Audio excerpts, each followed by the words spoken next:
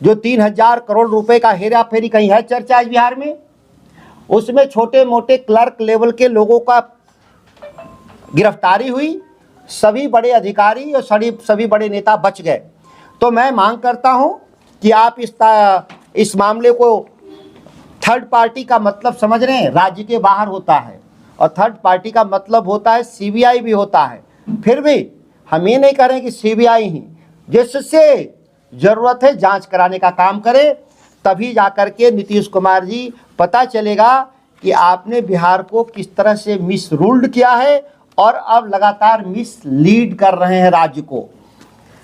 जो 3,10,000 करोड़ का ये दावा करते हैं, उस 3,10,000 करोड़ में कृषि क्षेत्र में केवल, ध्यान दीजिए, कृषि रोड मैप है, और कृषि क्षेत्र में या कृषि क्षेत्र से संबंधित क्षेत्र, वो गन्ना हो, सहकारिता हो, या पशु एवं मत्स्य पालन हो, या इस तरह के डिपार्टमेंट जो कृषि से संबंधित विभाग हैं, उसमें मात्र बजट का 28%, 3,10,000 करोड़ में मुश्किल से 1,00,000 करोड़ का निवेश कृषि क्षेत्र में है। 2,10,000 करोड़ रुपए दूसरे फील्ड में जो आप निवेश कर रहे हैं, वह भी कृषि पर, किसानों पर लादने का काम कर रहे हैं, किसानों के साथ झांसा देने का काम कर रहे हैं बिहार का। बिहार के किसानों की असल मांग क्या थी कि हमारा आमदनी लगातार घटता जा रहा है। ये साबित कैसे होगा? आप राष्ट्रीय औसत पे देखिए, जो बजट पेश किया है सरकार ने, कि राष्ट्रीय औसत प्रति व्यक्ति प्रति वर्ष 1,97,000 है, लेकिन बिहार में कितना है? प्रति व्यक्ति प्रति वर्ष 59,000। मतलब हमसे 3.5-4 गुना ज़्यादा राष्ट्रीय औसत आमदनी है। तो कृषि क्षेत्र में जब हमारी आमदनी लगातार घटेगा तो प्रति व्यक्ति आय घटेगी।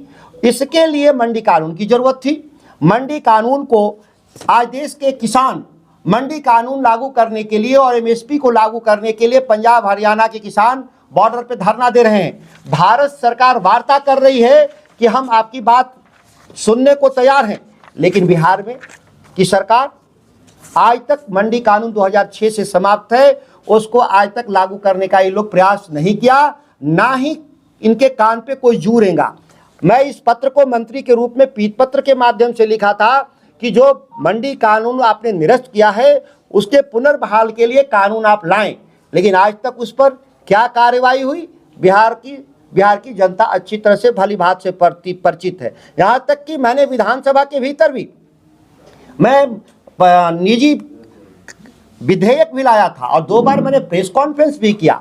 आज तक बिहार विधानसभा में निजी विधेयक कृषि बिल के तौर पे पेश करने की अनुमति नहीं दी गई।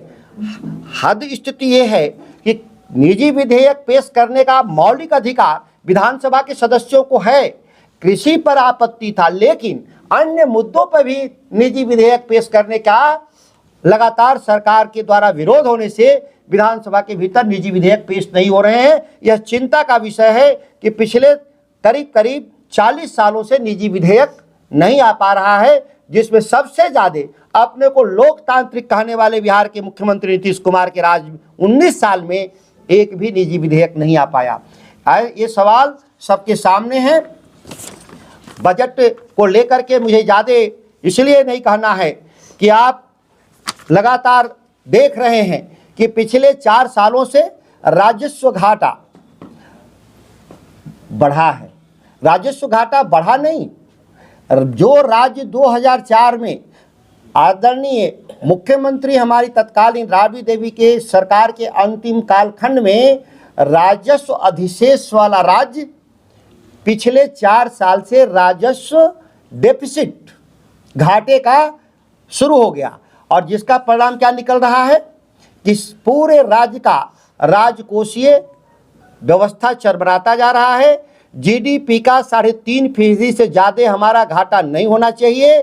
हमारा पिछली बार 6% था, इस बार अनुमानित इन लोग कहे हैं कि 9% रहेगा। जो हमारे देश में बने हुए कानून कि कोई भी राज्य 3.5% से ज़्यादा राजस्व घाटा नहीं कर सकता, राजकोषीय घाटा, लेकिन बिहार में आज 9% पे पहुंच गया। नीतीश कुमार के नेतृत्व में यह सबसे बड़ी विफलता है और इस पर एक गंभीर चर्चा की आवश्यकता है। बिहार के लोगों के बुद्धिजीवियों, मीडिया के कर्मियों में और विधानसभा के भीतर भी। लेकिन मुझे उम्मीद नहीं है कि नीतीश कुमार अपनी विफलताओं पर कोई भी बहस को होने देंगे।